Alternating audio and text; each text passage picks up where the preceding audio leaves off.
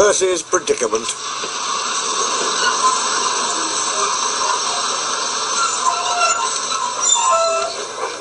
Toby brought Henrietta to the top station.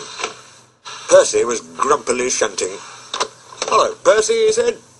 "I see Daisy's left the milk again." "I'll have to make a special journey with it, I suppose," grumbled Percy. "Anyone would think I'd nothing to do." Toby pondered the problem. "Tell you what," he said at last. "I'll take the milk. You fetch my trucks." Their drivers and the station master agreed, and both engines set off. They thought it would be a nice change. Percy trundled away to the quarry. He'd never been there before. "It's steep," he thought, "but I can manage. Trucks don't dare to play tricks on me now." He marshalled them in a lordly way. "Hurry along there," he said, and bumped them if they dallied. The trucks were annoyed. "This is Toby's place," they grumbled. "Percy's got no right to poke his funnel up here and push us around." They whispered and passed the word, "Pay Percy out." At last they were all arranged. "Come along," puffed Percy sharply. "No nonsense." "We'll give him nonsense," giggled the trucks. But they followed so quietly that Percy thought they were completely under control. They rumbled along the twisty line till they saw ahead the notice saying, "All trains stop to pin down brakes." "Peep, peep, peep," whistled Percy. "Brakes guard, please." But before he could check them, the trucks surged forward. On, they cried. Percy, taken by surprise, couldn't stop them, and in a moment they were careering down the hill. "Help, help," whistled Percy. The man on duty at the street crossing rushed to warn traffic with his red flag, but was too late to switch Percy to the runaway siding.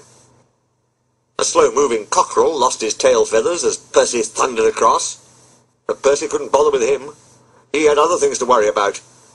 Frantically trying to grip the rails, he slid past the engine shed into the yard. "Peep, peep, look out!" he whistled.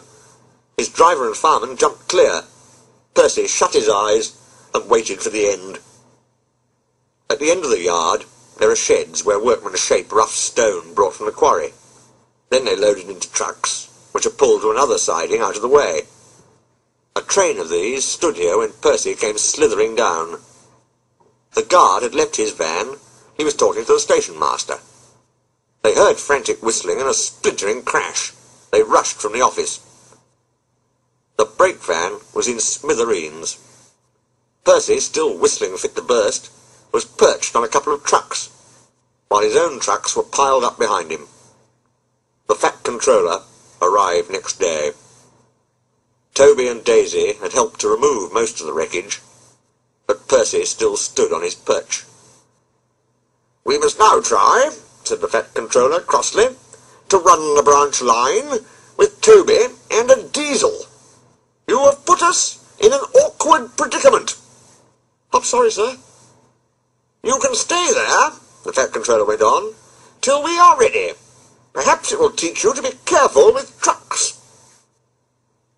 Percy sighed. The trucks wobbled beneath his wheels.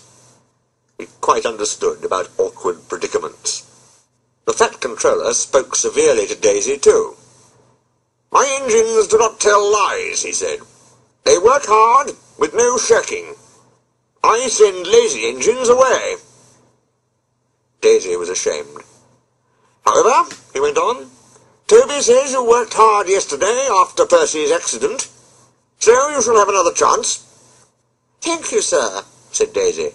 "I will work hard, sir. Toby says you'll help me." "Excellent. What Toby doesn't know about branch line problems," the fat controller chuckled, "such as bulls, isn't worth knowing.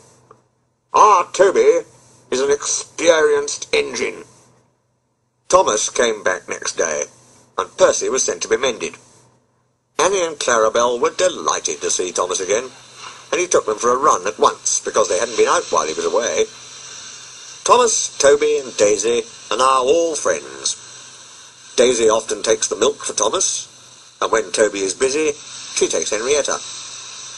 Toby has taught Daisy a great deal. She shooed a cow off the line, all by herself the other day. That shows you, doesn't it?